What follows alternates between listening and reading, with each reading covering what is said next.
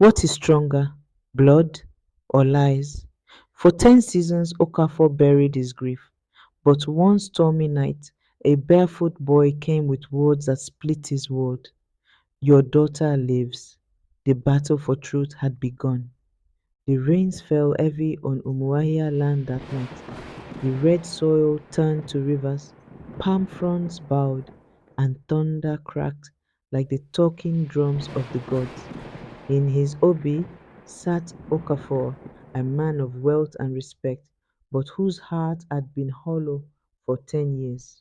His only child, Adaugo, was said to have perished in a fiery accident. Yet, though the villagers told him to let go, he never could. That night, on his way from the council of elders, his horse stumbled on a muddy path. There stood a boy, shivering in the storm. My name is Chike, the boy said, bowing. I know something of your daughter, Adaugo. She lives, Baba, but is hidden in the hands of Azuka, the one who wears a serpent skin. Hope pierced Okafor's chest like a spear. For 10 years he had trusted Azuka, his wife's cousin, who came to his compound after Adaugo's disappearance. She had spoken soft words, managed his wealth, and offered him comfort in his grief. Could it be that behind her gentle face lurked betrayal? The storm raged on, but Okafor's spirit burned hotter than the lightning that split the sky. For the first time in many seasons, he felt something stir inside him, dangerous hope. Okafor carried Chike into his obi, gave him dry cloth, and pressed him for answers. The boy's eyes darted around, his small voice trembling. I serve as an errand boy at Azuka's compound, Chike said. She tells the people you abandoned Adaugo. She calls you a selfish man who traded your daughter for power. But I have seen with my own eyes, Adaugo is alive. She sits by the window like a bird in a cage with sorrow written on her face. Okafor's heart pounded. How do you know it is truly her? Chick's voice steadied. She wears a locket with the mark A.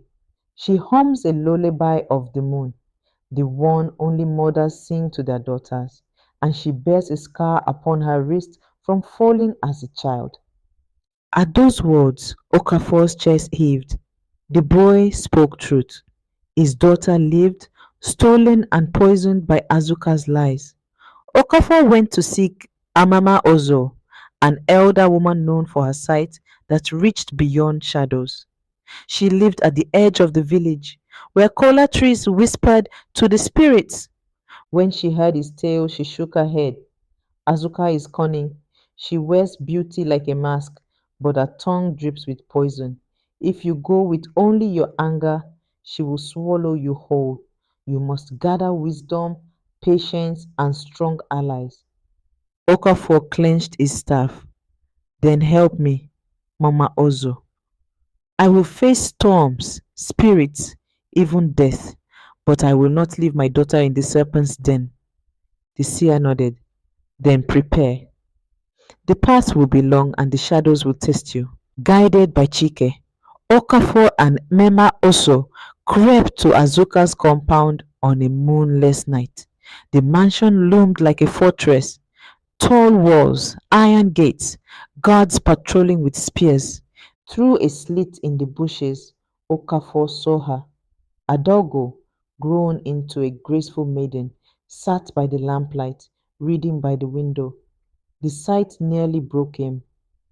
Adaugo, he whispered, tears cutting through his hardened face. But Emama also gripped his arm. Patience, Okafor. To strike too soon is to feed the serpent. Yet the father's heart beat louder than reason. He vowed he would not live without her. Inside the compound, Chike led them through a hidden passage, an old servant's tunnel. They slipped past guards, past halls filled with treasures Azuka had stolen through cunning. At last, Okafor reached Adaugo's chamber. She looked up from her chair, startled by the stranger before her. Who are you? She asked, her voice trembling. Okafor's eyes welled. I am your father, Okafor, the one who never stopped searching. Adaugo frowned. No, my father cast me away. Azuka told me so. She said you chose titles and riches over me. Pain cut Okafor deeper than any blade. Child, do not believe the serpent. I wept for you each night. I poured libations for 10 years. You are my breath, my heart, my only child. A flicker of memory danced in Adaugo's eyes.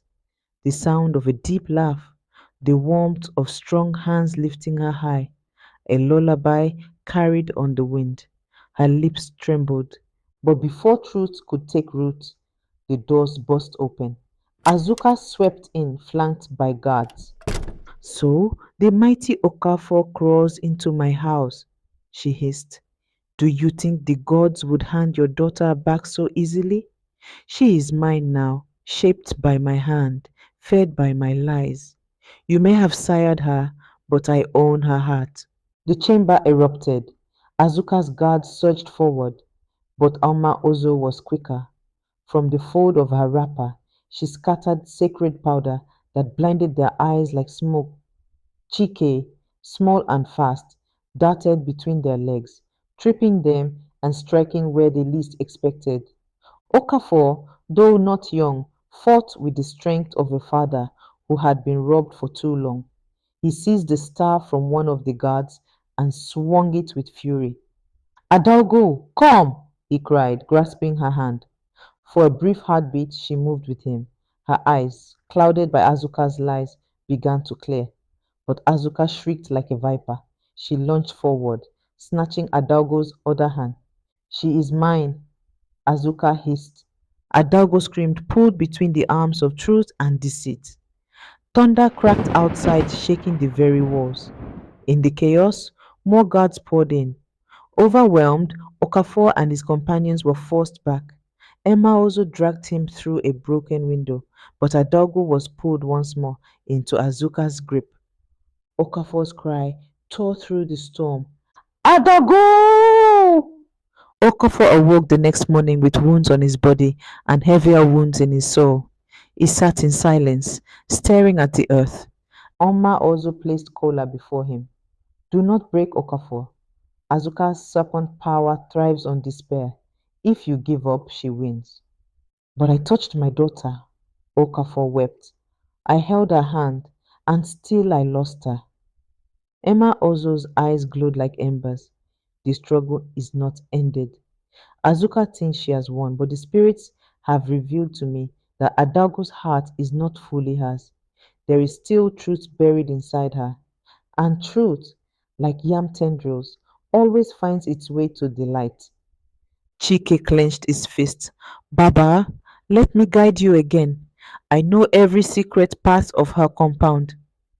Okafor looked at the boy, his child with no father, no mother, yet who risked everything for him. For the first time in years, he felt not alone. Meanwhile, in her chamber, Adaugo sat in silence. Azuka stood over her, stroking her hair. Do not listen to that man, Azuka whispered.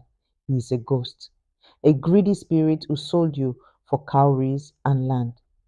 I saved you, I clothed you. Without me, you would have perished. But Adaugo's heart was unsettled. The man's eyes, they mirrored hers. His voice cracked with the same tone she had in forgotten dreams. And when he called her name, something deep within her stirred. Azuka saw the doubt flicker and her rage grew. She tightened her hold. Forget him, Adaugo. If you remember, you will lose everything. On the night of the next new moon, Okafor, Mema Ozo, and Chike made their move again. This time, they did not come with haste, but with wisdom. They slipped past the guards, avoided the traps, and reached the compound shrine where Azuka drew her power. Emma also poured palm wine on the ground and invoked the spirits of truth. The earth trembled and the air grew thick. Azuka appeared, her eyes glowing like fireflies in the dark. You dare enter my shrine? She spat. Okafor raised his staff. You stole my daughter. For 10 years you fed our lies. Tonight the truth shall cut your tongue. The ground shook as both sides clashed. Azuka's guards against Okafor's resolve. Emma Ozo's charms against Azuka's spells. In the midst of it all, Adaugo stepped forward. She looked at Azuka, then at Okafor. Her heart pounded like a drum. She remembered the scar on her wrist, the lullaby of her mother, the warmth of a father's embrace. Tears welled in her eyes. Azuka, she said, her voice trembling, you gave me shelter, but you gave me chains. This man is my father. Azuka's scream pierced the night. She lunged to strike Adaugo, but Emma Ozo's staff flashed with light, binding the serpent woman's hands. At dawn, the battle ended.